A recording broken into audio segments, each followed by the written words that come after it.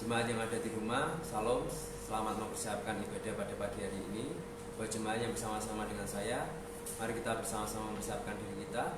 Saudara semuanya, baik yang ada di rumah maupun yang bersama-sama dengan saya di sini, kita mau berdoa bersama-sama seperti yang Tuhan Yesus ajarkan kepada kita. Mari kita berdoa bersama-sama.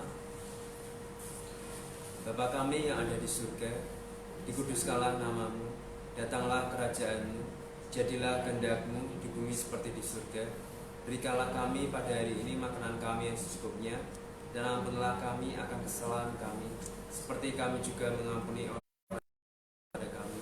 Dan janganlah membawa kami ke dalam pencobaan, tetapi lepaskanlah kami daripada yang jahat. Karena Engkaulah yang punya kerajaan, dan kuasa dan kemuliaan sampai selama-lamanya. Amin. Mari kita siapkan hati kita. Kita mau datang kepada Tuhan. Terima kasih.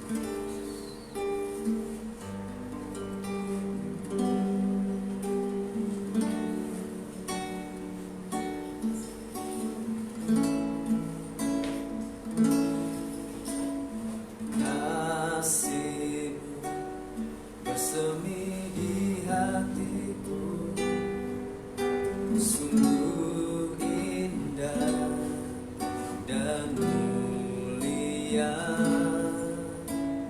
Damai-Mu bersemi di hatiku, tenggelamku di hadirat-Mu. Engkau terindah, termegah, termulia, termahal.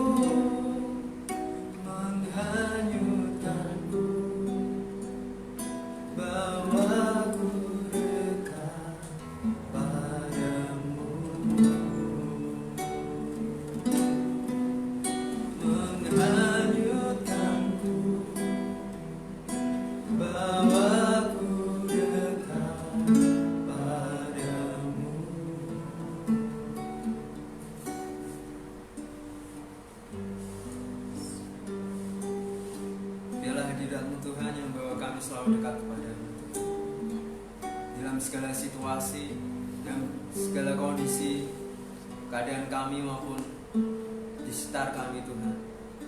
Bila kami selalu ada di dalam hadirat-Mu Tuhan. Kami berada terus dekat dengan Engkau. Kami percaya kekuatan hadirat-Mu Tuhan yang mampu menghalau segala sakit penyakit, mampu menghalau segala kuasa-kuasa jahat Tuhan. Dan hadirat-Mu Tuhan yang menguatkan kami, yang memberikan kami kekuatan untuk kami melangkah Tuhan, di dalam kami bekerja, di dalam kami berkegiatan Tuhan Yesus. Serta hadirat-Mu Tuhan yang membawa kami untuk kami bisa beribadah Tuhan di tempat ini, bersama-sama bersehati, tidak terhalang dengan tembok maupun jarak Tuhan. Melalui live streaming Tuhan pada pagi hari ini kami percaya jemaat-jemaat-Mu yang ada di rumah pun merasakan hadirat-Mu. Dan kami yang di tempat ini juga Tuhan merasakan Engkau hadir di tempat ini Tuhan. Engkau hadir di setiap rumah-rumah jemaat Tuhan. Terima kasih Tuhan Yesus. Kami bersyukur buat pagi hari ini Tuhan, kami boleh beribadah kepada-Mu, bersama-sama bersehati untuk memuji dan memuliakan nama-Mu serta mendengarkan firman-Mu Tuhan. Kau sendiri yang mempersiapkan hati kami, tubuh jiwa dan roh kami untuk kami tetap fokus kepada-Mu Tuhan Yesus. Roh Kudus, Kau yang membimbing kami. Roh Kudus, Kau yang membuka hati kami, membuka pikiran kami, untuk kami bisa mengerti tentang kebenaran firman-Mu Tuhan Yesus. Terima kasih Bapa, kami siap untuk memulai ibadah kami pada pagi hari ini. Hanya di dalam nama Tuhan Yesus Kristus, ucap syukur dan berdoa. Haleluya. Amin. Salam Bapak Ibu yang dikasihi Tuhan. Mari kita bersama-sama mempersiapkan persembahan kita, mempersiapkan perpuluhan kita. Bagi yang di tempat bisa bersama-sama memasukkan persembahan dan persepuluhan kita di dalam kotak. Bagi yang di rumah bisa mempersembahkan persembahan dan perpuluhannya melalui transfer di rekening yang sudah tertera di layar LCD di belakang saya. Silakan bisa mencatat dan mentransfernya. Dan yang berada di tempat ini, mari kita bersama-sama mempersiapkan persembahan dan perpuluhan kita. Nanti saya mohon dengan kasih untuk Bapak Dwi bisa berdoa untuk persembahan dan persepuluhan kita pada pagi hari ini.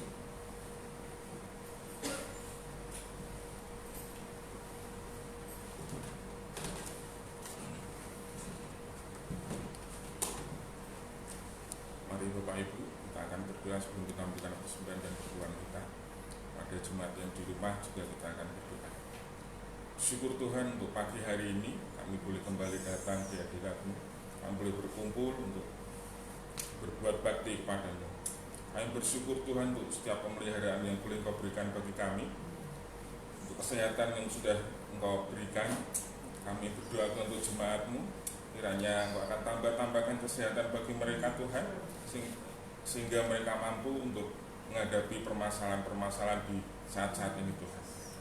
Sebentar jika kami akan memberikan persembahan, akan sucikan persembahan ini sehingga menjadi dupa harum di hadapan Tuhan. Kami bersyukur Tuhan untuk semuanya ini. Dalam berkat-Mu Yesus kami bersyukur. Haleluya. Amin. Hari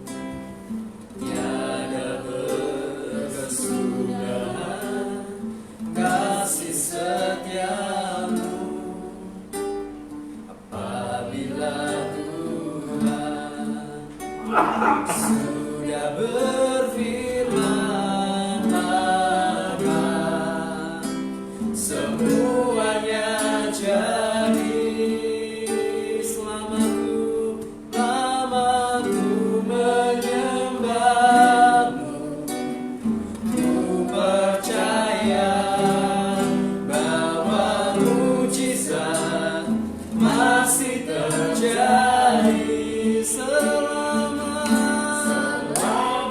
Kau besertaku.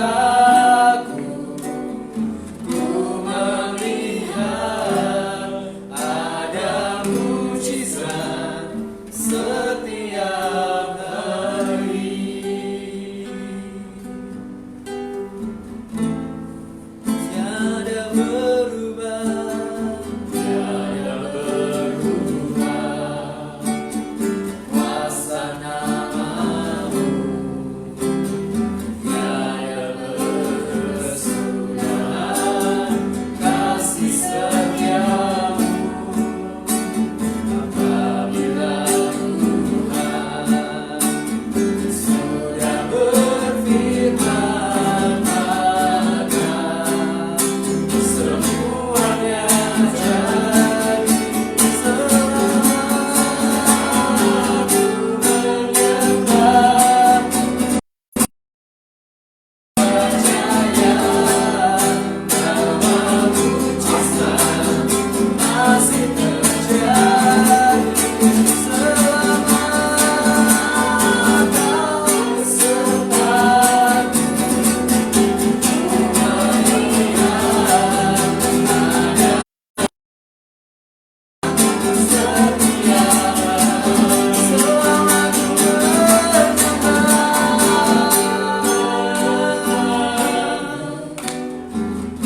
percaya bahwa mujizat masih terjadi selama Kau besertaku. Percaya bahwa mujizat masih terjadi selama Kau besertaku. Ku melihat ada mujizat setiap hari selama ku menyembah.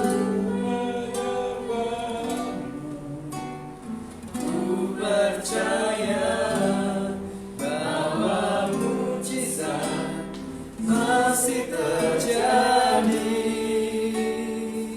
selama Kau besertaku. Ku melihat ada mujizat setiap hari selama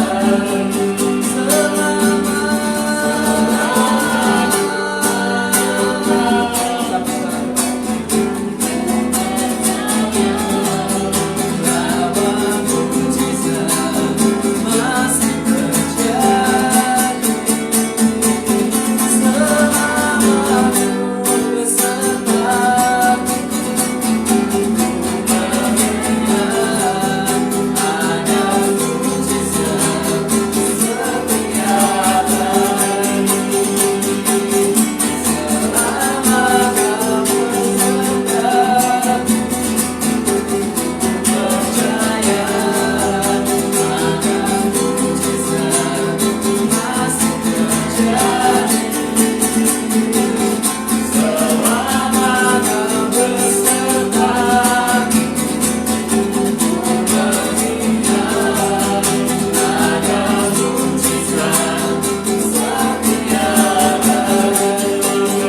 Melihat ada mujizat setiap hari. Ada mujizat setiap hari. Ada mujizat setiap hari. Kami percaya mujizat itu pasti ada. Kami percaya mujizat itu masih ada dalam hidup kami, dalam keluarga kami.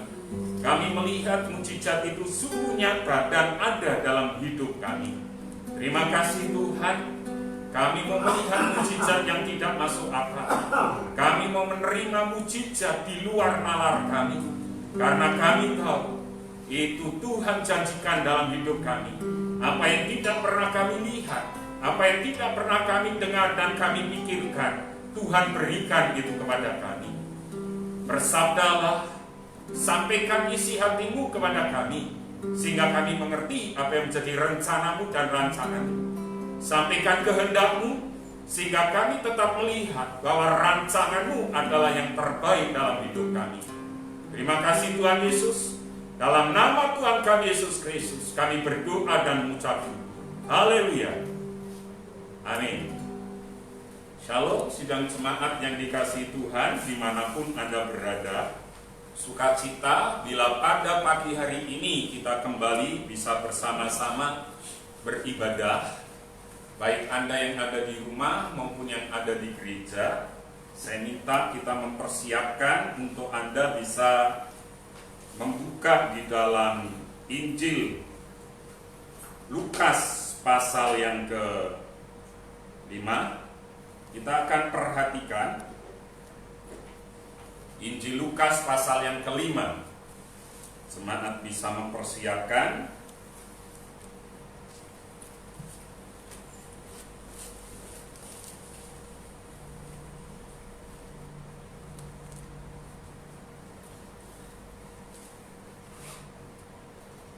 Dan jemaat yang di rumah bisa mengikuti melalui grup. Sudah saya kirim barusan materi khotbah hari ini. Saya yang mau sampaikan seperti ini, Bapak Ibu. Saya mengikuti dari GBIPRJ Gemar Membaca Alkitab sudah 2 bulan ini, dan setiap hari membaca 3 pasal. Dan semalam saya menyelesaikan di pasal 2 Petrus. Saya selesaikan. Cuman yang sangat menarik adalah saya sampai berhenti lama semalam. Saya berpikir di dalam 2 Petrus 3 ayat yang ke-12. Karena di dalam 2 Petrus 3 itu berbicara tentang akhir zaman. Dan di ayat yang ke-12 itu berbicara tentang firman Tuhan mengatakan mempercepat kedatangan Tuhan. Ini yang jadi pemikiran saya. Kenapa kita bisa mempercepat kedatangan Tuhan? Apa yang sedang terjadi? Lalu Tuhan beri hikmat. Saya juga sedang mempelajari Matius pasal yang ke-24 berbicara tentang akhir zaman. Di perikop pertama itu, di pasal yang ke-24 itu, murid-muridnya datang kepada Tuhan pada waktu mereka, berarti 13, waktu mereka ada, Tuhan Yesus dengan 12 muridnya itu di Bukit Zaitun. Murid-muridnya tanya, kapan engkau datang? Artinya murid-murid ini mau tanya, kapan Tuhan akhir zaman itu? Karena di pasal 24 itu berbicara tentang akhir zaman. Ini yang menarik. Tuhan bilang ini, kalau Injil Kerajaan itu diberitakan di seluruh dunia, maka itu baru kesudahan zaman. Artinya Bapak Ibu, bila Injil diberitakan, kita mengabarkan berita sukacita kepada semua orang yang di seluruh dunia ini, maka itu kesudahan zaman. Anda bisa bayangkan, mempercepat Tuhan, akhirnya saya bisa berpikir seperti ini. Bukankah dengan adanya pandemi COVID-19 ini Bapak Ibu, gereja hari ini semua live streaming. Gereja besar kecil itu live streaming. Saya ada di JDS, saya tahu jumlah gereja yang terdaftar di JDS itu ada 420-an. Bayangkan, kalau 80% aja, 300-an, semua live streaming. Anda bisa bayangkan, hari ini itu semuanya live streaming. Artinya apa? Semua orang bisa melihat hari-hari ini. Orang banyak di seluruh dunia, tidak hanya di Indonesia. Seluruh dunia hari ini semua live streaming. Artinya apa? Semua orang dengan mudah sekarang mendengar dan mendapatkan berita bahwa Yesus itu adalah Tuhan dan Juru Selamat. Artinya bukankah Anda dan saya hari ini sedang mempercepat kedatangan Tuhan? Dan saya akhirnya diingatkan karena hari-hari ini saya sedang berpikir bagaimana dengan bapak-bapak yang harusnya jadi imam. Di Maleakhi pasal 4, Maleakhi pasal terakhir itu, ayat yang ke-5, itu Tuhan bilang ini, aku akan mengutus Elia, dan di sana dikatakan menjelang kedatangan hari Tuhan yang besar. Itu kedatangan hari Tuhan yang besar dan dahsyat itu berbicara tentang akhir zaman. Di akhir zaman nanti, lalu di ayat yang terakhir, di pasal terakhir, di ayat yang ke-6 Maleakhi pasal 4 itu berbicara hati bapak-bapak harus kembali kepada anak-anaknya. Bukankah hari-hari ini dengan adanya virus ini kita bisa melihat banyak bapak-bapak sekarang ada di rumah, banyak waktu senggang untuk bisa menjalin keakraban, menjalin komunikasi dengan anak, membangun mesbah doa keluarga. Bukankah hari ini itu yang sedang Tuhan kerjakan? Nah, saya hanya bilang gini kok. Mungkin kita bangga, kita ada di Hope Family. Saya mau bilang, jangan bangga dengan gereja, jangan bangga dengan gembalamu, karena Tuhan sedang memurnikan. Berapa waktu lalu saya ngobrol-ngobrol dengan Bu Mary, karena salah satu gereja di bawah naungan sinode kita terbakar di Jakarta, Bapak Ibu. Bahkan saya ngikutin berita-berita di Instagram, bahkan sampai Instagram di luar negeri juga mengatakan Migaja, gereja yang sangat besar terbakar. Kita nggak bisa banggakan. Kenapa? Karena kita ini adalah gereja yang sesungguhnya. Semalam saya ketemu dengan teman yang kebetulan dia sekum dari sebuah sinode. Kami ngomong-ngomong. Apa yang dia ceritakan? Sama sebetulnya. Dan tiba-tiba dia bilang sama saya, bagaimana Pak dengan gereja? Saya bilang, puji Tuhan, gereja kami tetap berjalan dengan baik. Kami tetap beribadah setiap minggunya secara live streaming. Melihat karena dia membawa beberapa gereja di seluruh Indonesia dan beberapa di luar negeri. Saya tanya, bagaimana dengan gereja-gereja di sinode? Dia bilang, juga ada yang hari-hari ini mengalami beberapa kendala. Artinya saya hanya mau sampaikan satu hal. Kita mempercepat kedatangan Tuhan, Tuhan izinkan semuanya terjadi.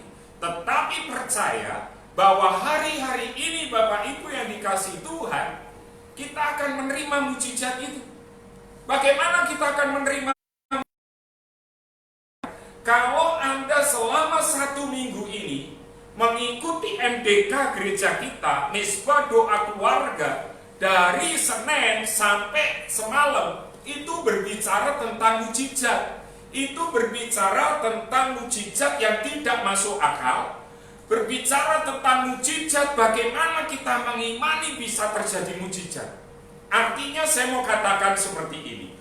Kalau kita lihat film The Giant, ada seorang hamba Tuhan yang jadi rekanan, facing the giant.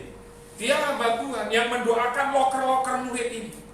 Dan dia katakan gini pada tokoh utamanya ini, karena sudah putus asa, dia kasih cerita ilustrasi. Itu benar-benar saya diberkati dengan cerita ilustrasi itu. Dia bilang ini, ada 2 petani. Satu petani tidak kerjakan lahannya. Satu petani ini dia hanya tidur karena musim panas, belum musim untuk menanam, belum musim semi untuk menanam. Tapi satu petani ini, meskipun dia musim panas, bukan musim untuk menanam, dia tetap mencangkul lahannya. Karena dia berpikir, kalau tiba-tiba nanti musimnya tiba, aku sudah siap. Artinya apa? Kesiapan kita itu yang menentukan mujizat. Ibarat petani tadi, saya bisa melihat ada 2 kelompok di gereja kita, jemaat kita. Satu petani yang sudah mempersiapkan lahannya untuk dengar firman ini melalui apa? MDK gereja kita yang mempersiapkan tentang mujizat. Yang kedua, petani yang nggak mau apa-apa. Begitu dia lihat, oh seperti ini, dan dia nggak praktekkan, dia nggak baca, dia diam aja. Makanya saya mau bilang, kalau Anda mengikuti, Anda akan ngerti. Saya sampaikan, mari yang di gereja baca dengan saya di dalam 1 Korintus 2 ayat 9, 2, 3.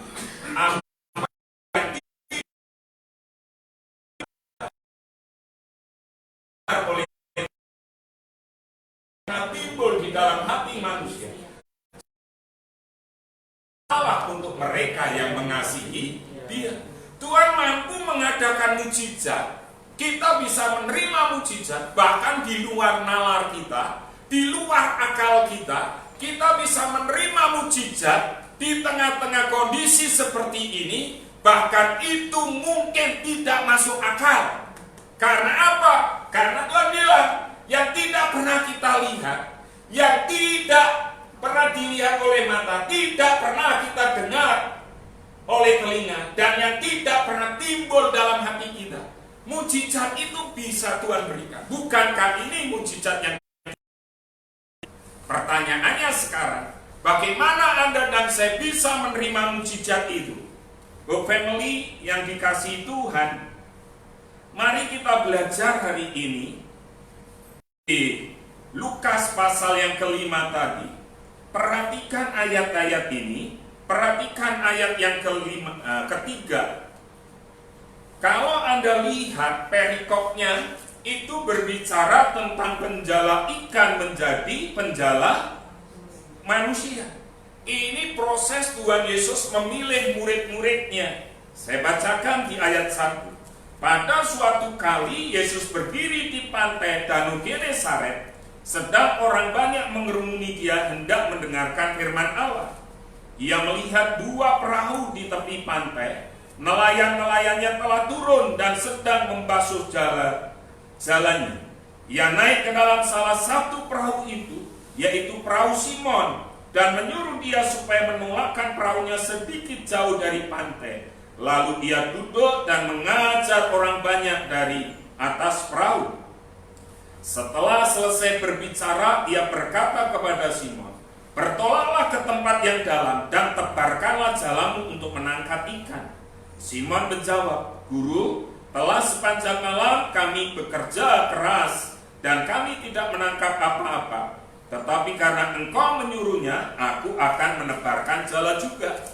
Dan setelah mereka melakukannya, mereka menangkap sejumlah besar ikan sehingga jala mereka mulai koyak. Lalu mereka memberi isyarat kepada teman-temannya di perahu yang lain supaya mereka datang membantunya. Dan mereka itu datang. Lalu mereka bersama-sama mengisi kedua perahu itu dengan ikan hingga hampir tenggelam. Ketika Simon Petrus melihat hal itu, ia pun tersungkur di depan Yesus dan berkata, "Tuhan, pergilah daripadaku karena aku ini seorang berdosa." Sebab ia dan semua orang yang bersama-sama dengan dia takjub oleh karena banyaknya ikan yang mereka tangkap. Demikian juga Yakobus dan Yohanes, anak-anak Zebedius, yang menjadi teman Simon. Kata Yesus kepada Simon, "Jangan takut, mulai dari sekarang engkau akan menjala manusia." Dan sesudah mereka mengelar perahu-perahunya ke darat, mereka pun meninggalkan segala sesuatu lalu mengikut Tuhan Yesus. Anda perhatikan, ada prinsip untuk kita menerima mujizat Tuhan. Bagaimana itu terjadi? Yang pertama, serahkan perahumu. Artinya apa? Serahkan perahumu untuk kemuliaannya. Lalu mungkin Anda bertanya, perahu itu apa? Kita tahu mereka nelayan. Sumber mata pencarian mereka dari perahu. Terkadang perahu ini adalah sumber bagaimana Anda mendapatkan berkat. Ini adalah gambaran kedudukan Anda juga bisa. Jadi perahu itu apa yang kita andalkan. Terkadang kita mengandalkan gaji kita hari-hari ini. Kita mengandalkan pekerjaan kita. Kita mengandalkan sumber yang bisa menghidupi kita hari ini. Dengarkan baik-baik. Kalau engkau nggak pernah serahkan perahumu, engkau nggak pernah menyerahkan apa yang kau andalkan kepada Tuhan, engkau nggak akan pernah menerima mujizat. Hari ini apa sumber penghasilanmu? Engkau bisa berkata, "Pak, sumber penghasilanku dari pekerjaan." Serahkan itu kepada Tuhan. Maka engkau akan melihat mujizat yang tidak masuk akal bisa engkau nikmati dalam hidupmu. Kenapa terkadang kita tidak pernah mengandalkan Tuhan?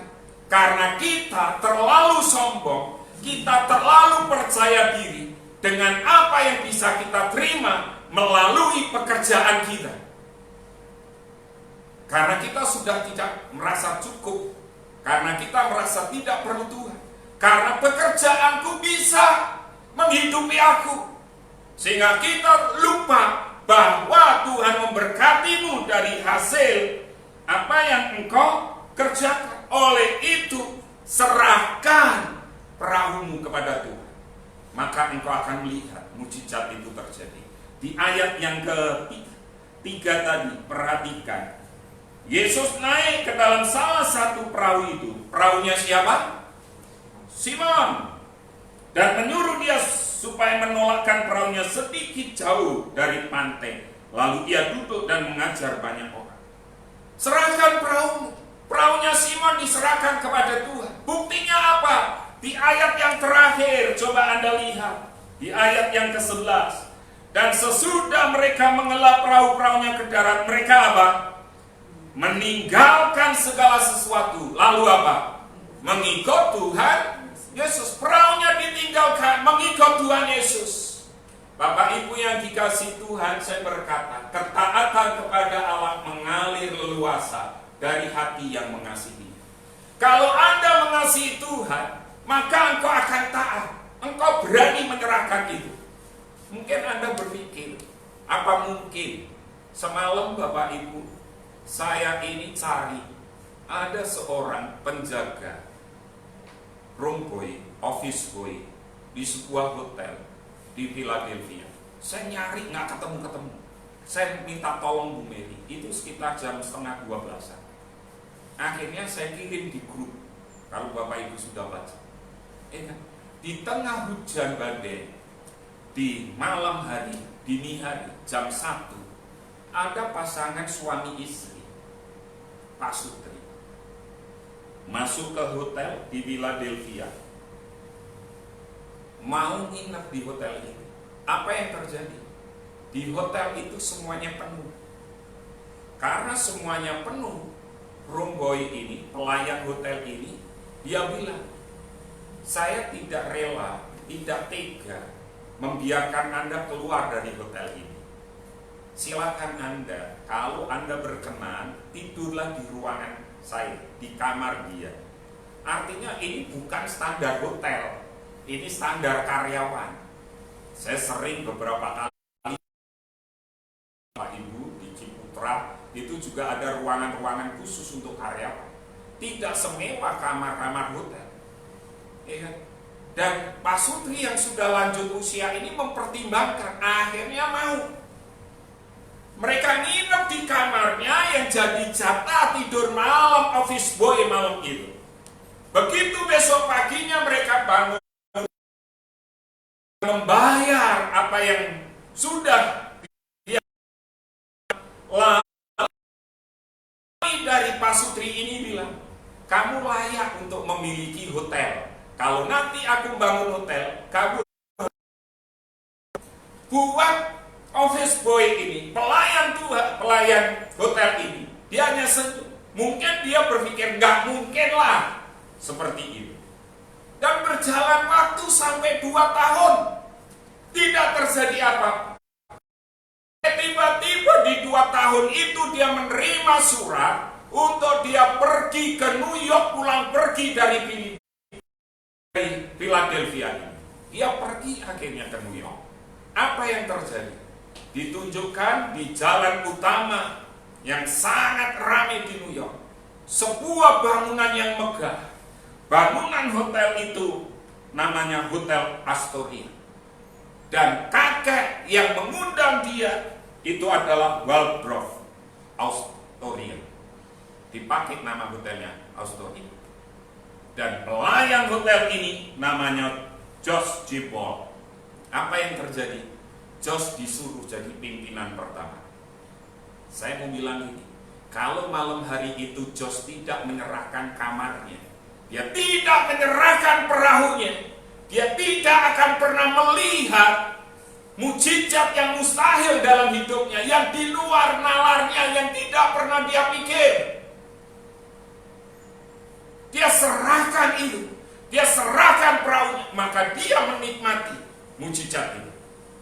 Tadi waktu saya mau berangkat, saya ketemu dengan tetangga yang sudah baik, dan dia bilang, saya tanya bagaimana, sehat-sehat, Pak, yang gak sehat pekerjaan. Kenapa? Dia cerita dari UMR kerjaannya sekarang setengah, dia bilang, tidak apa-apa Pak, yang penting kerja meskipun setengah. Saya mau sampaikan kepada Anda yang di rumah, jemaat-jemaat, kalau hari-hari ini engkau mungkin gajianmu dipotong jadi separuh atau jadi harian atau apalah, masing-masing di perusahaan Anda punya kebijaksanaan, tetaplah mengucap syukur. Kenapa? Saya mau bilang gini, ada mujizat dalam bersyukur. Engkau tempat perlindunganku Tuhan, firman-Mu tetap teguh dalamku. Artinya apa? Kalau firman Tuhan ada dalam kita, dalam situasi apapun kau bisa mengucap syukur, engkau melihat mujizat itu. Mungkin kau berkata, Pak, saya sudah diambang PHK, gak usah takut. Pak, saya sudah di PHK, gak usah takut. Mungkin kau yang sudah di PHK, dengar baik-baik. Engkau punya uang pesangon atau uang pensiun, pakai itu untuk jadi modal. Jangan terus di tengah situasi seperti ini, engkau habis-habiskan uangmu. Tetapi pakai modal. Minta hikmat dari Tuhan. Kenapa? Saya mau sampaikan. Ada seorang pensiunan. Apa yang terjadi? Waktu dia pensiun dari ketentaraan, dia menawarkan resep dari satu rumah makan ke rumah makan yang lain. Dari satu rumah makan ke rumah makan yang lain. Sampai akhirnya 1000 rumah makan sudah dia masuki. Baru yang ke 1001 bisa. Dan hari ini kita bisa menikmati yang namanya Kentucky Fried Chicken. Siapa yang menawarkan? Kolonel Sanders. Siapa dia?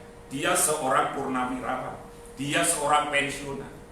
Apa yang terjadi? Dia serahkan itu kepada Tuhan. Bahkan semalam juga saya mengirim di grup tentang William Colgate. Kalau Anda melihat apa yang dilakukan oleh William Colgate, saya mencatat dia pada waktu dia Tuhan di dalam Kejadian 28 ayat 20 sampai ayat 22. Saya bacakan untuk Anda. Lalu bernasarlah Yakub, jika Allah akan menyertai dan akan melindungi aku di jalan yang kutempuh ini, memberikan roti untuk dimakan dan pakaian untuk dipakai, sehingga aku selamat, maka Tuhan akan menjadi Allahku, dan batu yang kudirikan sebagai tubuh ini akan menjadi rumah Allah. Dari segala sesuatu yang kau berikan kepadaku, akan selalu kupersembahkan 1/10 kepadamu.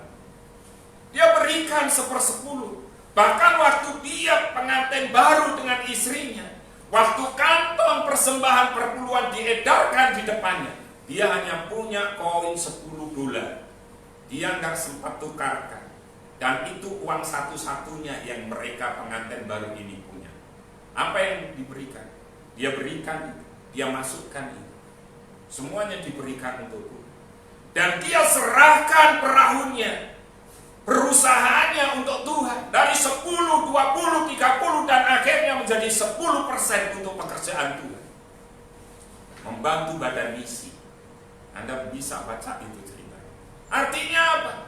William Colgate dari orang yang tidak terkenal, dari orang yang hampir bangkrut, tetapi waktu perahunya diserahkan kepada Tuhan, dia melihat mujizat yang luar biasa. Dia menerima mujizat itu. Karena apa? Perahunya diserahkan kepada Tuhan. Dengarkan baik-baik Hope Family. Jangan andalkan perahumu hari ini, tapi andalkan Tuhan. Jangan andalkan kepandaian, andalkan Tuhan. Jangan andalkan penghasilan, andalkan Tuhan. Hari ini Tuhan sedang memurnikan kita. Mari kita serahkan perahu kita kepada Tuhan untuk kita menerima mujizatnya. Yang kedua, apa yang harus kita lakukan? Jadilah pelaku firman, sekalipun tidak masuk akal. Kenapa? Perhatikan ayat ini. Yuk kita baca bersama-sama di ayat yang keempat dan yang kelima. Mari baca dengan saya. Di Lukas 5 ayat 4 dan 5. Nah, ketemu? Mari. 2, 3. Setelah selesai berbicara, ia berkata kepada Simon, bertolaklah ke tempat yang dalam dan tebarkanlah jalanmu untuk menangkap ikan. Simon menjawab, Guru, telah sepanjang malam kami bekerja keras dan kami tidak menangkap apa-apa. Tetapi karena engkau menyuruhnya, aku akan menebarkan Zala juga. Anda lihat, mereka sudah bekerja. Saya sampaikan mereka dari kecil hidup di tepi Danau Genesaret. Artinya kehidupan nelayan itu sudah benar-benar melekat dalam hidup mereka. Waktu saya masih muda, saya tinggal di daerah Ujung Sari. Di depan saya rata-rata mereka ada yang nelayan. Bahkan saya pernah ikut sekali melaut pakai perahu kayak model kanu itu di pinggir, mau ke tengah. Apa yang terjadi? Waktu saya tanya satu ketika, Pak PI, kenapa enggak cari ikan? Dia bilang, oh nek musim gini enggak ada ikan. Dia ngerti kapan musim ikan apa, musim ini, kapan ikan itu datang. Nah sekarang musim apa? Dia bilang, musim rebuan mas. Ini benar. Malamnya sekitar jam 8-an, dia pergi bawa obor untuk cari rebon di pinggir laut di Tanjung Masan. Dan pagi-pagi pulang, benar rebonnya banyak. Artinya apa? Dia tahu. Nah, Petrus ini dari kecil dia sudah di pantai Genesaret. Kehidupan nelayan itu sudah menjadi darah daging. Waktu semalam-malaman dia katakan, guru telah sepanjang malam kami bekerja. Artinya mereka ngerti, sudah semalam mereka bekerja, tidak dapatkan apa-apa. Tetapi apa yang terjadi? Waktu Tuhan bilang, yuk ke tengah, tebarkan jalanmu, Petrus tetap menjalankan. Saya mau bilang, yuk kita jadi pelaku firman, sekalipun tidak masuk akal. Anda tahu kenapa Abraham menjadi bapak orang beriman? Kenapa Abraham diberkati Tuhan secara luar biasa? Karena Abraham menjalankan firman Tuhan yang tidak masuk akal. Apa itu? Suruh mengorbankan Ishak di Gunung Muria. Waktu sudah sampai di Gunung Muria, Ishak ngomong, Papa, di sini sudah ada kayu. Mana dombanya? Abraham bilang, Tuhan nanti yang menyediakan. Dan kalimat itulah Yehova Jireh, Tuhan yang menyediakan. Kenapa? Menurut kita nggak masuk akal. Tuhan menyuruh anaknya untuk membunuh anaknya. Ini kan nggak masuk akal. Tetapi Abraham taat, Abraham melakukan. Maka keturunan Abraham, berkat Abraham, seperti bintang di langit dan pasir di laut yang tidak bisa dihitung. Itu janji Tuhan. Bukankah Abraham menikmati berkat Tuhan? Berkat yang berlipat kali ganda di luar nalar karena ketaatannya melakukan firman. Kita juga ingat, di tengah-tengah krisis kelaparan, di tengah-tengah krisis kelaparan yang Tuhan menyuruh Elia untuk pergi ke Sungai Kerit. Apa yang terjadi? Elia dipelihara oleh burung gagak, yang secara logika burung gagak ini adalah burung yang paling rakus, burung yang tidak mau berbagi dengan burung yang lain, bahkan dengan anaknya sendiri dia juga tidak mau berbagi. Tapi di tengah-tengah kemustahilan ini, Elia tetap melakukan. Dia tinggal di Sungai Kerit, dia tidak berpikir bagaimana dia nanti makan, tetapi di situ ada pemeliharaan Tuhan. Kenapa? Karena Elia melakukan firman Tuhan yang di luar nalar. Lakukan firman Tuhan meskipun kita melihat tidak masuk akal dalam hidup. Hari ini apa yang engkau akan lakukan? Saya mau bilang, sebentar kita mengambil tubuh dan darah Tuhan. Ada ayat-ayat di roti, jemaat yang semalam sudah menerima juga, ada ayat-ayat itu. Nikmati, hafalkan itu, imani itu yang akan terjadi dalam hidupmu. Ingat, kalau itu teguran atas dosa, bertobat, kembali kepada Tuhan. Kalau ayat yang nanti akan kita nikmati itu isinya janji-janji Tuhan, imani dengan percaya, engkau akan menerimanya. Dan kita belajar hari ini, saya mau katakan gini, jika kita masih bergumul menjadi pelaku firman, minta Roh Kudus untuk membenahi hati kita yang masih mencintai diri sendiri, uang dan dunia. Artinya apa? Waktu engkau dan saya bergumul untuk melakukan firman Tuhan, itu artinya Anda sedang mencintai diri sendiri dan cinta uang.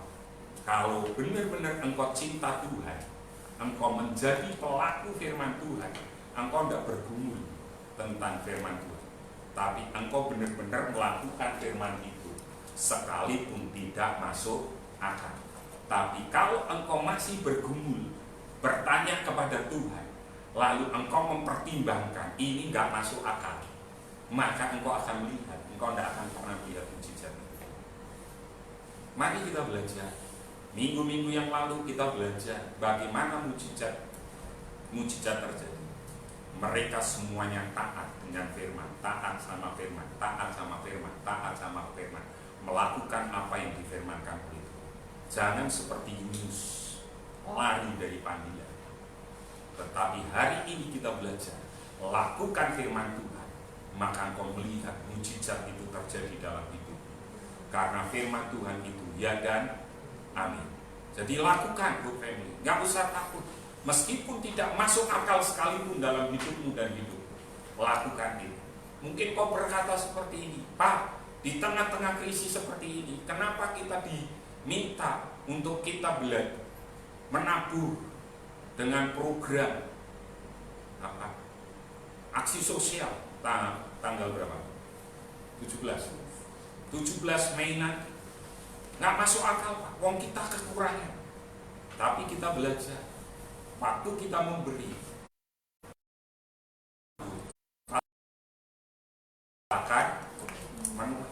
kenapa kita masih bergumul? Karena kita tidak pernah menyerahkan perahu kita. Kenapa kita masih bergumul? Kadang kita bilang ini, Tuhan berkatin saya, Tuhan berkatin saya. Kita lupa kalau kita sudah diberkati oleh Tuhan. Berkati gitu, Tuhan berkati. Kadang kita berpikir sudah kaya, baru kita bisa menabur. Waktu kita sudah kaya, baru kita bisa memberi. Nggak ada ayat yang berkata seperti itu. Tetapi kita harus belajar hari ini. Meskipun itu tidak masuk akal, apa yang Tuhan perintahkan harus engkau kerjakan. Yang pertama, kita belajar bagaimana mujizat terjadi. Serahkan perahu. Yang kedua, bagaimana kita bisa menerima mujizat. Lakukan firman Tuhan meskipun tidak. Tiga, bagaimana supaya Anda dan saya bisa menerima berkat. Mau berbagi dengan orang lain. Kenapa ini penting mau berbagi dengan orang lain? Perhatikan ayat yang ke-7.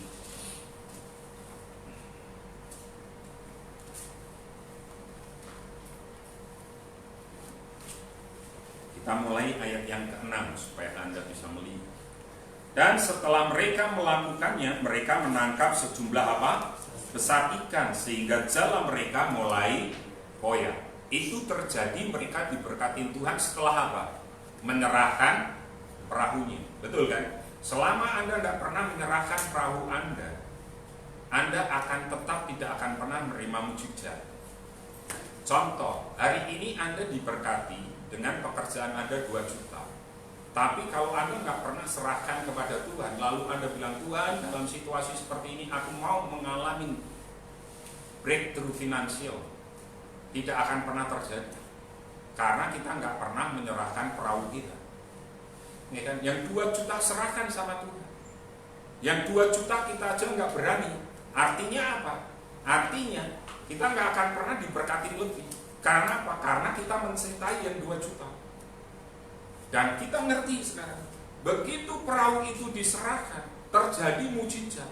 Ikannya banyak atau sedikit? Ikannya banyak.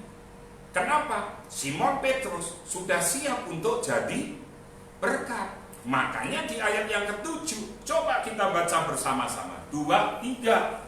Lalu mereka memberi isyarat kepada teman-temannya di perahu yang lain, supaya mereka datang membantu. Dan mereka itu datang. Lalu apa? Kedua perahu itu dengan ikan hingga apa? Kenapa ini bisa terjadi? Mereka terima berkat karena hati Simon sudah siap. Kalau hati Simon belum siap, saya mau bilang gak akan pernah dia mau berbagi. Makanya urutannya jelas, serahkan perahu hidupmu kepada Tuhan. Apa yang kau andalkan, berapapun gajimu, berapapun yang kau terima, serahkan kepada Tuhan. Kalau ini berbicara tentang finansial, Kalau berbicara tentang kepandaian intelektual, serahkan itu kepada Tuhan. Maka kita bisa melihat di ayat yang kedua, engkau jadi pelaku firman, meskipun itu mustahil dilakukan. Dan yang ketiga, engkau siap untuk jadi berkat. Dan kita bisa melihat, telah lama mencari ikan, Simon tidak mendapatkan apa-apa, tapi begitu menyerahkan kepada Tuhan, terjadi. Dan Simon sudah siap, sehingga akhirnya dia mau berbagi. Saya mau sampaikan kepada Anda Bapak Ibu, satu hal seperti ini. Kekristenan itu sebetulnya berbicara tentang masalah hati. Itu kekristenan. Kenapa? Saya ingat Bapak Ibu, dulu waktu saya masih, Dwi belum menikah, Albert belum menikah, Yerni belum menikah, masih remaja, kami ini pernah bikin buletin. Dibikin buletin. Yang bikin ketuanya itu Purwo. Bikin. Lalu untuk mencari materinya, Purwo pernah tanya ke saya, Mas, materinya apa? Saya kasih Purwo. Itu kumpulan dari GM Siddhartha. Dia seorang kartunis yang sudah meninggal dari Kompas. GM Siddhartha. Pur, kamu ambil ini aja, nyontoh ini aja, nggak apa-apa, karena kita pemula. Lalu dia bawa pulang karena rumahnya di depan rumah saya. Terus malam-malam datang, Mas, ini apik, Mas, lucu. Kenapa? Dia tunjukin. Karena buku itu berbicara tentang Nyonya Cemplon, hasil karya dari GM Siddhartha. Jadi Nyonya Cemplon ini, Bapak Ibu, kalau dia mau memberi sembako, dia harus mengundang wartawan. Anda bisa bayangkan, nyumbang sembakonya tidak seberapa, tapi yang diundang wartawan seluruh ibu kota. Untuk apa? Moto. Waktu Nyonya Cemplon ngasih apa? Ngasih sembakonya, difoto. Semua difoto, sehingga masuk di surat kabar. Wah, Nyonya Cemplon dadanya semakin membusuk, jadi sombong, memberi baik-baik. Dan di akhir kalimat itu, GM Siddhartha bilang ini, orang yang sering menonjolkan pemberian, terkadang dia lebih sedikit di dalam apa? Memberi. Tapi orang yang gak pernah mempublikasikan, dia justru menabur sebetulnya lebih apa? Lebih banyak. Bayangkan, artinya apa? Waktu kita mau berbagi dengan orang lain, yuk kita dengan rendah hati kita memberi. Bukan untuk kesombongan kita, tetapi untuk Tuhan. Waktu kita sudah mempublikasikan, waktu kita sudah memberitahukan, saya ngerti sekarang bahwa itu yang kita beri jumlahnya lebih apa? Sedikit. Tidak, ada banyak orang yang memberi, tapi jumlahnya lebih banyak, tetapi tidak pernah dipublikasikan. Hati-hati. Kenapa? Kalau sampai ada orang melihat, apalagi sekarang sudah zaman internet, canggih di tangan kita, cepat nyebar, maka itu akan jadi bumerang dalam hidup Anda dan saya. Go family, kita juga akan menabur. Tetapi saya sudah ketemu dan ini masih kita terus bawa dalam doa. Kemarin kita live streaming berbicara tentang strategi bagaimana nanti kita menabur supaya tidak salah sasaran, tepat sasaran, dan orang yang benar-benar apa? Membutuhkan. Kenapa? Saya mau sampaikan seperti ini. Berkat terbesar di dunia ini adalah dengan menjadi apa? Berkat. Ditulis oleh Jack Hyles. Jack Hyles ini seorang hamba Tuhan. Kalau hari ini, kalau tidak ada pandemi, biasanya Mbak cepat pulang kan? Kenapa Mbak cepat pulang? Karena ikut apa? Angkutan. Siapa yang mempelopori jemputin jemaat dengan bis?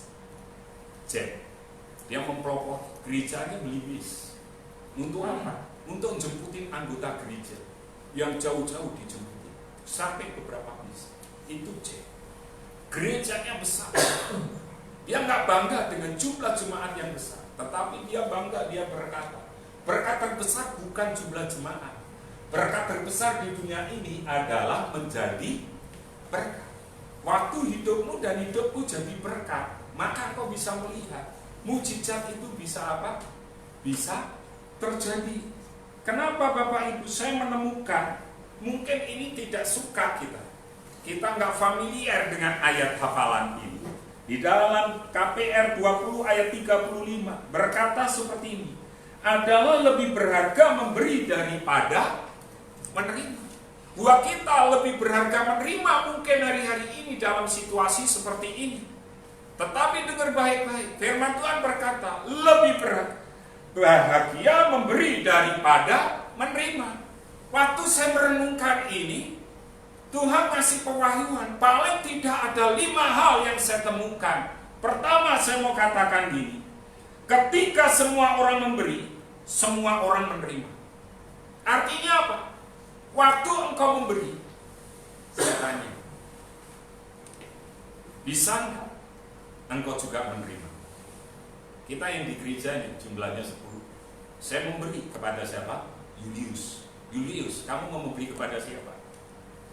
Ke dia. Dia kan juga memberi kan? Dia memberi kepada Bu Mary. Bu Mary beri kepada Dwi. Dwi akhirnya kembali lagi memberi enggak? Memberinya kepada siapa? Ke saya. Balik lagi enggak? Artinya apa? Semua orang memberi, semua orang juga akan menerima. Makanya gak usah takut untuk memberi. Waktu engkau memberi, pasti ada yang orang lain memberi. Ingat, dulu Aan pernah memberikan sebuah video, hal kecil, dimulai dari kata-kata memberi, akhirnya semua kota bisa apa? Memberi. Waktu seluruh kota itu memberi, saya tanya, seluruh kota itu bisa menerima enggak? Bisa menerima. Lebih bahagia memberi daripada apa? Menerima. Yang kedua, memberi menolong kita untuk belajar merasa cukup. Waktu kita memberi, kita ini sedang belajar cukup. Kita bisa bersyukur. Kita bukan jadi orang serakah. Kalau ditanya siapa sih tokoh kartun yang paling jengkel dulu waktu saya kecil? Siapa? Pamannya Duna, paman Bube. Kenapa? Dia nimbun uang, nimbun harta, tidak pernah merasa cukup. Makanya waktu engkau belajar memberi, engkau sedang belajar merasa cukup. Kenapa? Cukup. Dan itu sudah cukup, artinya Anda benar-benar ngerti. Kenapa? Karena saya mau bacakan di dalam Kolose 3 ayat 5, sebuah keinginan yang harus kita matikan dalam hidup kita. Yuk kita baca Kolose 3 ayat yang ke-5.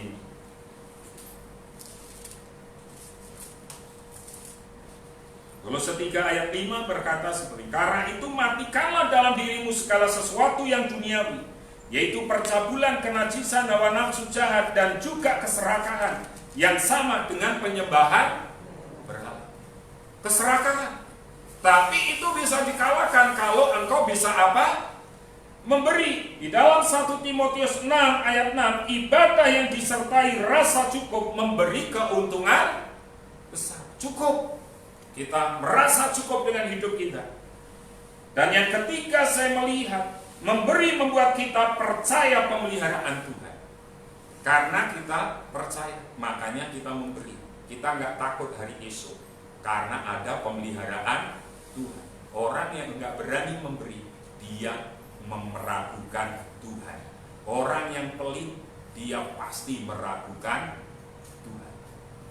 Tapi kita bisa melihat, orang yang percaya kepada Tuhan, dia pasti akan memberi. Karena dia percaya ada pemeliharaan Tuhan. Dia tidak ragu-ragu. Kemarin saya nggak tahu di polsek mana, karena TNI dan Polri diminta untuk ini ya, bikinkan yang terkenal kan Mbah Minto. Ada yang tahu siapa Mbah Minto? Ya kan? Perak balik, sing penting duitmu apa? Balik. Nah itu Mbah Minto, betul ya? Nah, TNI bikin apa itu? Kodim apa? Kodim bikin. Ceritanya gini, panggil anak buahnya, kamu dapat ini berkat beras, dibawalah beras. Seneng, dia telepon sama istrinya, Bune, Sidoarjo, kalau logatnya logat Surabaya. Aku untuk beras, kok komandan, ya wis Pak cepet, go balik, kok tak masaki. Karena wis ra duwe beras. Di tengah jalan, dia lihat tukang becak. Apa yang terjadi? Ngomong-ngomong, Pak, ini musim pandemi, kenapa kowe ning dalan? Intinya disuruh pulang ke rumah, karena juga tidak pakai apa? Masker. Bapak becaknya bilang, piye to Pak, kok nek aku balik wong omah ora iso makan. Akhirnya Pak TNI-nya ini mengeluarkan 2 berasnya, dikasihkan kepada Bapak becak. Sampai Bapak becaknya sujud-sujud. Lalu mikir ini Bapak TNI, buka dompet nih beli beras nggak cukup uangnya. Waduh kipi, sudah janjian sama istri, dia tetap pulang. Di tengah jalan ada suami istri tengkar. Intinya istrinya mau pulang kampung, suaminya ngelarang, lalu ditenangkan. Ya Bu, nggak boleh pulang gini-gini. Akhirnya ibunya ini, istrinya nggak jadi pulang. Dan ibu ini bilang, Pak, karena saya nggak jadi pulang, takut nulari orang-orang yang di desa. Ibu saya yang di desa, ini oleh-olehnya saya kasih ke Bapak. Begitu dibuka dia kaget. Isinya 2 beras. Dia ngasih 2 beras 5 kiloan. Berarti dia sama kan, balik kan? Tidak sampai di situ. Ada makanan kaleng. Gak usah disebutin namanya karena tidak endorse kita, ya kan? Cukup, masih ada telurnya lagi. Waduh, dia senang. Artinya apa? Artinya saya mau bilang ini, dia memberi. Dari cerita ilustrasi ini kita bisa melihat, waktu engkau memberi, engkau percaya akan pemeliharaan Tuhan. Jangan takut. Dan yang keempat, saya mencatat juga, memberi membuat kita lebih mengenal Tuhan kita. Kita melihat, aku percaya Tuhan memanggil kita untuk memberi, karena memberi membuat kita lebih mengenal Dia, karena Allah juga telah memberikan anaknya yang tunggal. Yohanes 3 ayat 16. Karena begitu besar kasih Allah akan dunia ini, sehingga apa? Jadi kita bisa melihat, waktu kita memberi, kita kenal Tuhan, karena Dia juga suka memberi. Yang terakhir, memberi adalah anugerah Tuhan. Jadi kita belajar. Karena yuk kita memberi, kita memperhatikan, jangan sampai terlambat. Begitu nanti kita terlambat, waktu Tuhan gerakkan engkau untuk memberkati seseorang, lalu engkau bertahan, engkau berkata, oh enggak, tiba-tiba engkau sudah mendengar, temanmu sudah meninggal, temanmu bisa sakit, tetanggamu bisa meninggal, tetanggamu bisa sakit.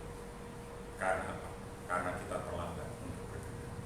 Mari family, 3 hal ini yang bisa membuat engkau menerima mujizat Tuhan yang luar biasa. Yang pertama, belajar untuk senantiasa kita menyerahkan perahu.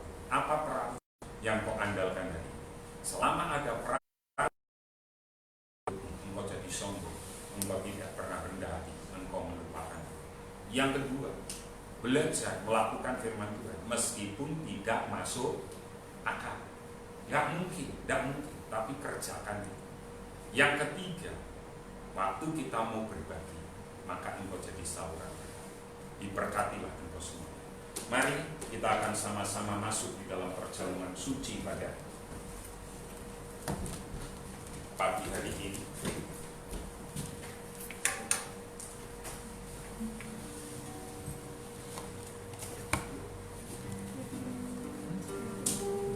Saya akan membacakan. Saya mau ingatkan juga untuk jemaat yang di rumah, perjamuan suci hanya untuk yang sudah dibaptis. Yang belum dibaptis tidak diizinkan untuk menerima perjamuan suci. Di rumah Anda ada apa? Roti tawar, crackers, roti Roma, atau roti apapun. Mungkin kalau tidak ada roti, Pak ketela boleh.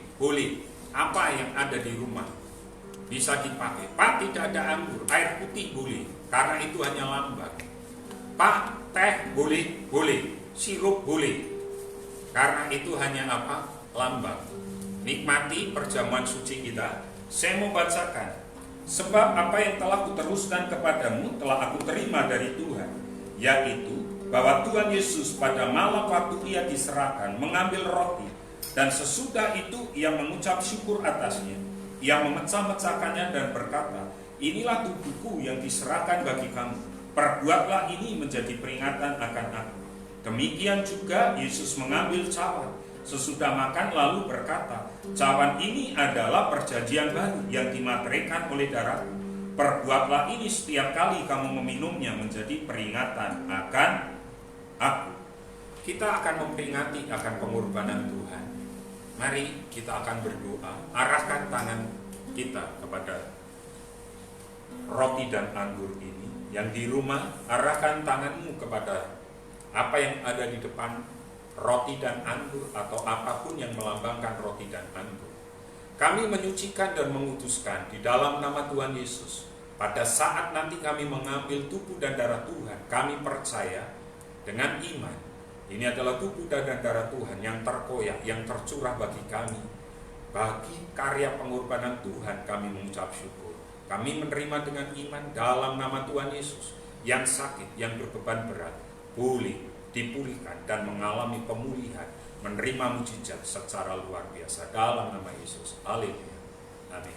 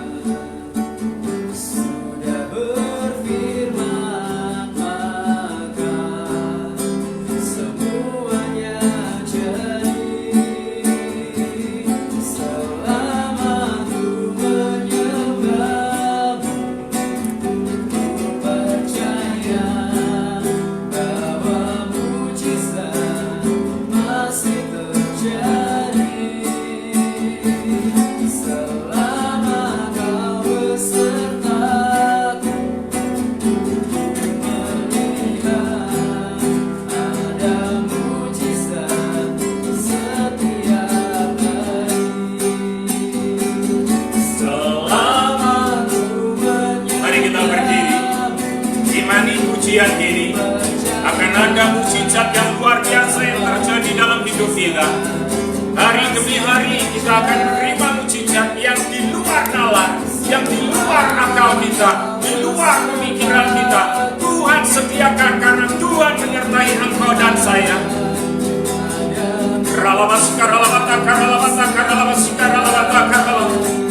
Oh, selamat. Angkat tinggi roti di atas kepala kita.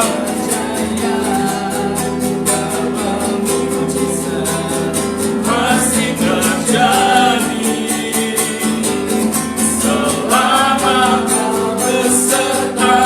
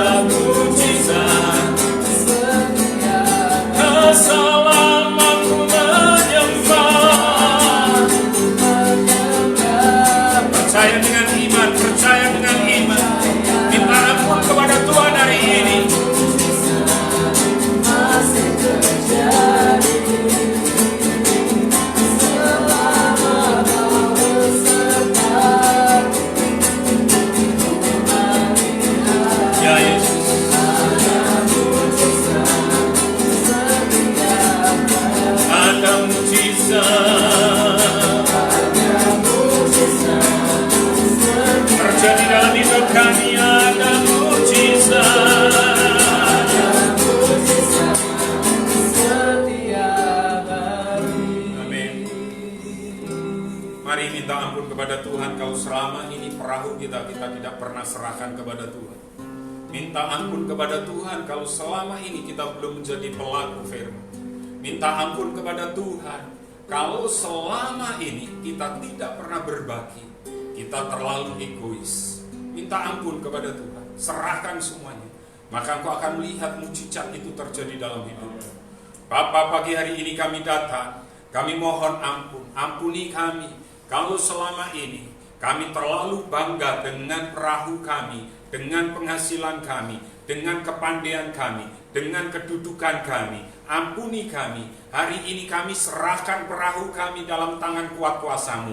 Pakai Tuhan perahu kami bagi kemuliaan-Mu. Tuhan, ampuni kami kalau selama ini kami masih menawar firman-Mu, firman yang tidak menyenangkan kami, itu tidak pernah kami lakukan. Ampuni kami hari ini. Tuhan, ampuni kami pada saat kami diberkati, kami lupa dengan orang-orang di sekitar kami. Hari ini kami mau berkata, kami diberkati untuk jadi berkat. Terima kasih Tuhan, kami bersyukur pagi hari ini. Kasih setia-Mu nyata dalam hidup kami. Kami mengangkat tinggi roti di atas kepala kami sebagai tanda kami mengasihi, kami menghormati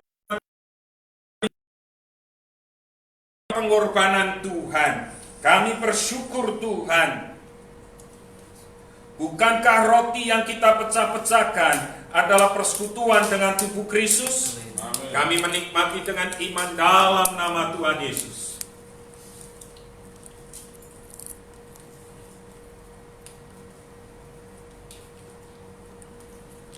Kami mengangkat cawan tinggi di atas kepala kami.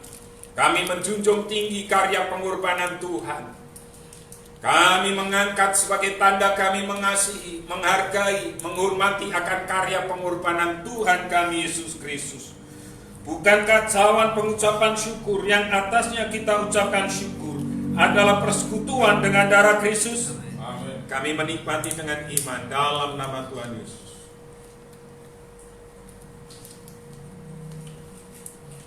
Terima kasih.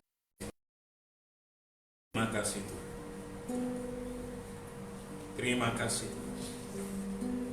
Bapa, kami percaya hari ini kami ada di dalam Engkau, Engkau ada di dalam kami.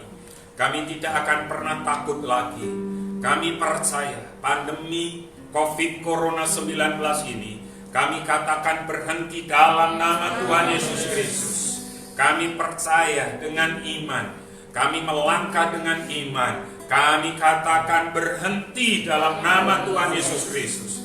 Ini kerinduan kami Tuhan. Jadilah kehendak-Mu. Bila Engkau berkenan dan Engkau mengizinkan, kami bisa beribadah bersama-sama dengan sidang jemaat-Mu pada hari kenaikan-Mu nanti. Karena COVID sudah berhenti. Terima kasih, ini kerinduan kami yang kami serahkan dalam hadirat-Mu. Engkau sendiri. Jadilah kehendak-Mu Tuhan. Terima kasih Tuhan. Kami memberkati Bapak Presiden kami, Bapak Joko Widodo, beserta dengan Bapak Ma'ruf Amin sebagai wakil, beserta dengan staf menteri, diberi hikmat di dalam menjalankan, di dalam memberikan perintah, dalam nama Tuhan Yesus Kristus. Apapun kebijaksanaan beliau adalah yang terbaik untuk bangsa ini. Bapa, kami menolak semua orang-orang yang akan pulang kampung, yang mudik. Kami tolak dalam nama Tuhan Yesus Kristus. Mereka tidak akan pernah bisa keluar dari DKI atau dari Surabaya, bahkan dari kota-kota yang lain. Mereka tidak akan pernah bisa keluar. Mereka hanya akan ada di rumah saja. Beli kejelian, ketelitian kepada aparat yang bertugas, aparat gabungan yang bertugas. Engkau bisa memakai mereka dengan kejelian dan ketelitian untuk menolak dan mengembalikan mereka ke kota di mana mereka akan pergi. Terima kasih Tuhan, kami bersyukur hari ini kalau 14 provinsi sudah tidak ada lagi gejala COVID di provinsi itu. Kami percaya provinsi-provinsi yang lain akan menyusul. Bahkan Jawa Tengah yang diprediksikan, diperkirakan menjadi epicentrum perkembangan COVID. Kami katakan Jawa Tengah aman dalam nama Tuhan Yesus. Tidak ada COVID atas Jawa Tengah. Berhenti dalam nama Tuhan Yesus Kristus. Cukup sampai di sini.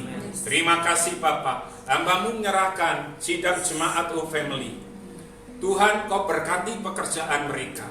Meskipun mungkin upah mereka, gaji mereka sudah terpotong, biarkan sidang jemaat-Mu tetap mengucap syukur.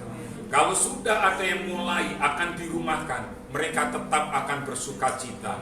Terima kasih, di tengah-tengah situasi seperti ini, hamba-Mu minta Tuhan, beri hikmat kepada kami, supaya dalam situasi ini, kami memiliki kreativitas, menghasilkan usaha-usaha yang baru, jadi entrepreneur yang baru. Dalam nama Tuhan Yesus terjadi, sehingga nama-Mu saja yang dipermuliakan dalam hidup kami.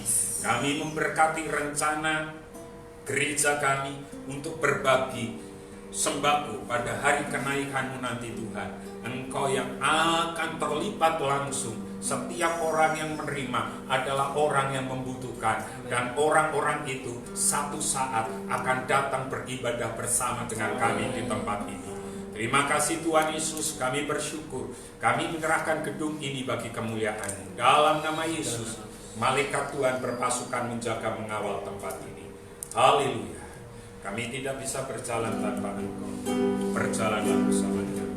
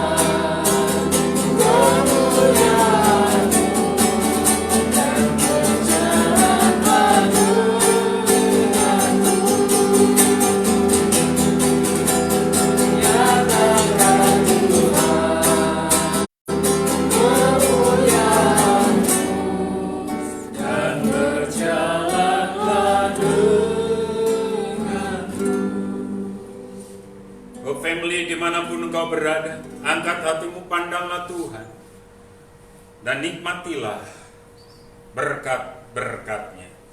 Hope Family, kamulah bangsa yang terpilih, imamat yang rajani, bangsa yang kudus, umat kepunyaan Allah sendiri, untuk menyatakan kebesaran dan kedahsyatan namanya. Engkau telah dipilih dan ditetapkan menjadi kepala, bukan jadi ekor. Masa depanmu sungguh ada dan harapanmu tidak akan pernah sia-sia. Di tangan kananmu umur panjang, di tangan kirimu kekayaan dan kehormatan, sehingga kau tidak pernah berhutang, tetapi engkau akan menghutangi bangsa-bangsa. Dari Tuhan datang pertolongan, berkat-Mu atas umat-Mu. Kasih karunia dari Tuhan Yesus Kristus, kasih sayang dari Bapa, persekutuan dan penjagaan yang dahsyat dari Roh Kudus menyertai engkau sekalian. Mulai hari ini, esok, lusa, sampai Maranatha, Tuhan Yesus datang kedua kali, menjemput kita semua di awan kemuliaan. Haleluya. Thank you Jesus.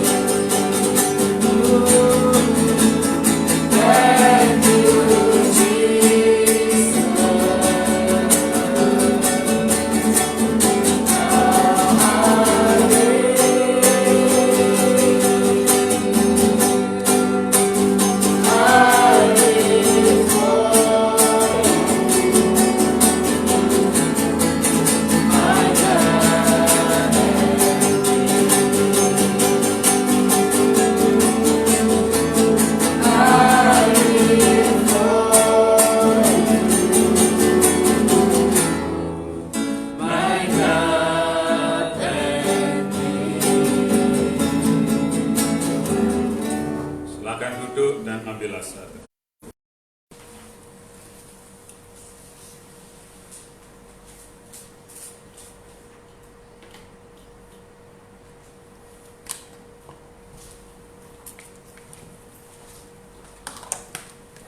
Ya, shalom Bapak Ibu, sidang jemaat dimanapun Anda berada, ada beberapa hal yang perlu saya sampaikan. Hari Rabu saya dorong Anda untuk mengikuti worship from home, karena ini penting, dan Rabu besok adalah dari keluarga pastori. Saya akan membahas kenapa begitu pentingnya pujian dan penyembahan di rumah kita. Ingat pesan Tuhan bahwa kita harus menjadikan rumah kita adalah rumah Tuhan. Dan worship from home, penyembahan, pujian dari rumah itu sangat penting. Jadi ikutin live streaming setiap hari Rabu jam 8 malam. Karena ini dari rumah ke rumah. Jadwal sudah dikeluarkan dari bagian pemuji-pemusik supaya kita bisa mengikutinya. Lalu yang kedua, Bu Family, untuk rencana pembagian sembako kita, karena saya sudah bawa juga di dalam doa, berapa waktu ini saya sering keluar jalan, di jalan-jalan raya, bahkan kemarin saya juga ngomong sama Bu Mary, saya juga ngomong sama Clement, saya mesti ngomong gini sama mereka, apa yang menarik di sepanjang pinggir jalan? Mereka berdua bilang gini, yang menarik di sepanjang pinggir jalan hari-hari ini banyak orang yang ada di pinggir jalan. Dan mereka bawa bagor yang baru. Artinya apa? Ya kan? Begitu nanti ada mobil yang berhenti membagi sembako, nanti yang datang apa? Banyak. Ya bukannya kita mau membatasi mereka, tetapi kita sudah bawa dalam doa, sudah saya sharekan juga melalui video call dengan beberapa pengurus beberapa waktu yang lalu. Maka kita pastikan bahwa pembagian sembako nanti kita tidak akan bagi di jalan-jalan. Siapa yang akan berbagi? Jemaat. Siapa? Jemaat nanti akan kita kasih 5-5. Anda akan membagi 5 orang di sekitar Anda. Anda tentu akan lebih tahu. Ada mereka, mulai hari ini 5 orang itu bawa dalam doa. Jadikan 5 orang itu bawa dalam doa. Bawa dalam doa, bawa dalam doa. Begitu kenaikan Tuhan engkau bagi, orang akan melihat bahwa engkau adalah anak Tuhan. Dan satu saat mereka akan datang beribadah bersama dengan engkau. Jadi ini yang harus kita lakukan. Jadi mari kita sama-sama supaya kita benar-benar bersama-sama jadi berkat untuk orang-orang yang ada sekitar kita. Itu pesan saya, tetap semangat hari-hari ini, tetap jaga kesehatan, bekerja dengan giat, jangan lupa pakai masker dan senantiasa cuci tangan. Tuhan Yesus memberkati. Tak akan menyerah pada apapun juga, sebelum ku coba semua yang ku bisa, tetapi ku berserah kepada